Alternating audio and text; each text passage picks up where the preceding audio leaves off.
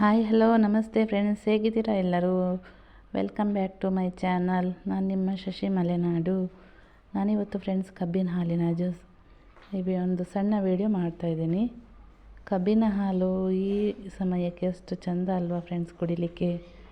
ಈ ಮಧ್ಯಾಹ್ನದ ಹೊತ್ತು ಕಬ್ಬಿನ ಹಾಲು ಸಿಕ್ಕಿದರೆ ಅಮೃತ ಕುಡಿದಾಗ ಆಗುತ್ತೆ ಅಲ್ವಾ ಫ್ರೆಂಡ್ಸ್. ಹೆಲ್ತಿಗೂ ತುಂಬ ಒಳ್ಳೆಯದು.